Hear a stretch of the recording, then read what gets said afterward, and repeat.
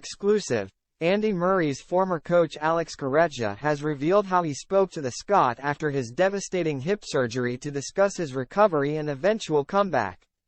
Andy Murray returns to Wimbledon again with the faint hope of adding to his 2 SW19 titles after his last success on home turf 7 years ago, something his former coach Alex Corretja felt was possible but also difficult after his injury nightmare. The former world #1 has fought tirelessly to make a comeback from a hip injury that threatened his career on several occasions, and his ex-trainer has told of how a phone call with Murray convinced him there was a chance he could play at the highest level again. Corretja worked with Murray in the golden years of his career between 2008 and 2011, reaching the Australian Open final in 2011, 3 Wimbledon semi-finals and securing last 4 appearances at the French Open and US Open too. That set him well on his way to his first Grand Slam title at the US Open in 2012, before he won Wimbledon in 2013 and 2016. Murray faces his compatriot Ryan Peniston, who reached the 3rd round at Wimbledon last year, in the first round of the main draw with optimism that he can go far in the tournament.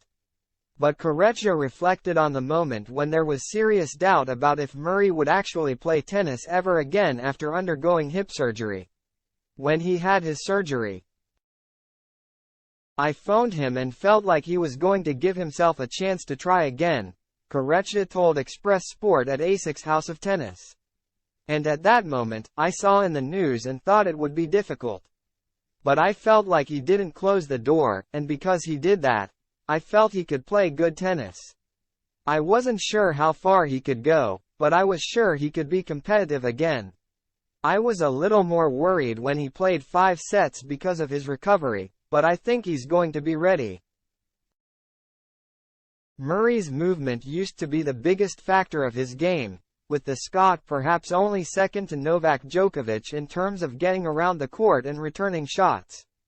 But Corretja says he has adapted after his surgery, becoming more aggressive in his play and improving some aspects of his game, his serve in particular, to make him more effective in finishing matches earlier. "Andy, he's such a clever player. He knows what he wants, he's very demanding with himself, and at that period of his life, the 2010s, he was like a machine physically. He worked so hard," he added.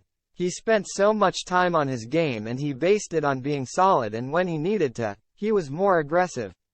But he managed the balance between aggressive and defensive. Sometimes he was a bit passive because he knows the game very well and he likes to use speed. I see now, he's more aggressive and has a more powerful game, especially on his forehand and with his serve. He comes to the net more often. Steps in more as well. He realized with his age and the surgery, he needs to finish matches quicker, but his winning mentality, he's got it and will always have it." As for their personal relationship, Corretja could not speak higher of the 36-year-old and his family, and praised his family for opening up their home to him. On the court, the Spaniard spoke of how he would create new games such as football tennis for Murray in training to stop him from becoming bored. "For me, Andy is like a little brother. I love him so much.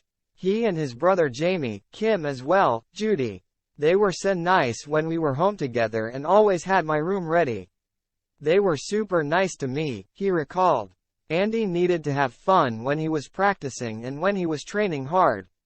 "We had training blocks here in London and in Miami as well, and we always needed to bring something for him to get him up because he doesn't like the routines. He gets bored sometimes because he's too smart. He always needs something new. But at the same, he's very professional, because he works very hard.